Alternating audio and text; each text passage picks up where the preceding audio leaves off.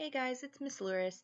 Today we are going to be going over chapter 12.2, chromosomes and DNA replication.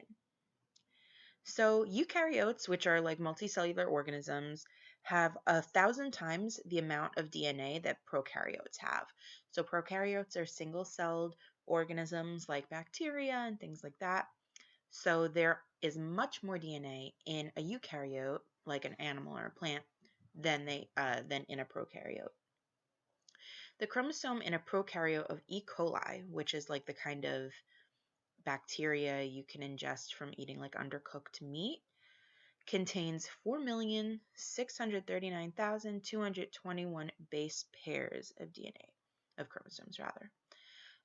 The DNA must be tightly packed to fit into the bacteria. So there is so much DNA to be going into the bacteria or the nucleus, whatever you're using, a eukaryote or prokaryote. There's so much that needs to go in there. So there has to be a kind of like process in order to coil it tightly enough so it could fit. So chromatin are coiled around proteins called histones, and you see that is the little blue circles here. So you see that the DNA is wrapped around these histones, and it forms a nucleosome, which is a bed-like structure. So as you could see, they're really like kind of spread out here. In a nucleosome, it's more compact in order to fit into either the bacteria or into the nucleus. So DNA replication. In order to replicate something, it means to just make a copy, kind of. So before mitosis, a cell has to duplicate its DNA.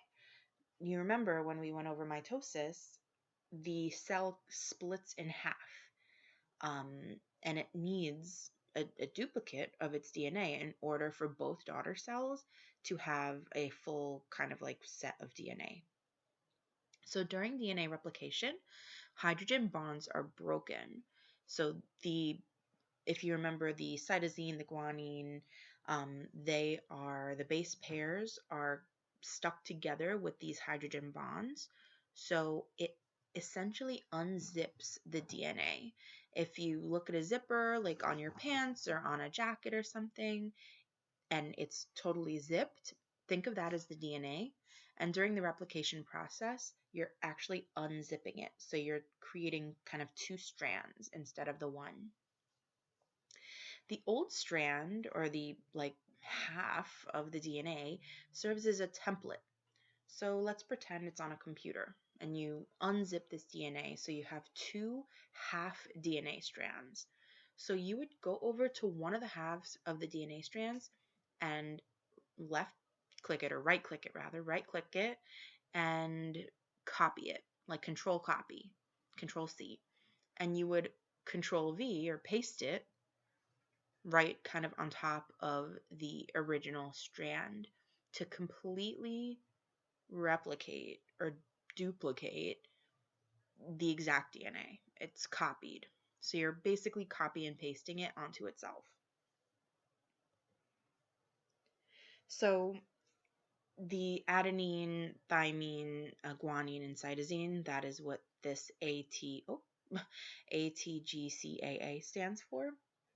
So a strand of those bases will pair with the strand TACGTT. And you can figure that out because for every A, it needs to be paired with a T. For every T, for every T, it needs to be paired with an A.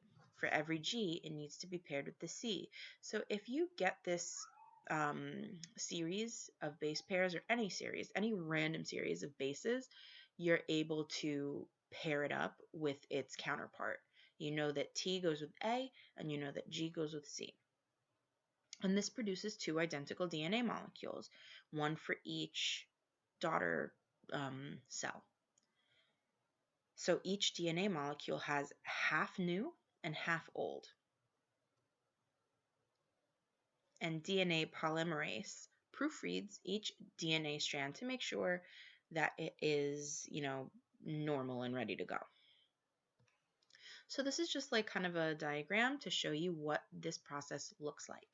Now the blue DNA is the original DNA, and you could see that the base pairs are here, and these little like squiggly zigzag lines are the bonds. These are the bonds, the hydrogen bonds.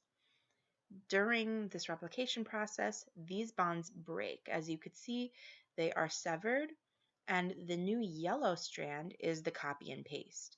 So you see the T paired with an A paired with the T paired with an A, and so on and so forth. It is the exact copy of itself um, in order for DNA to replicate and for cells to divide. That is all I have for you today. You guys are going to be doing the section assessment based on what you learned here, and I will also upload pictures of the actual book to help you along with that. If you have any questions, please let me know. Have a good one.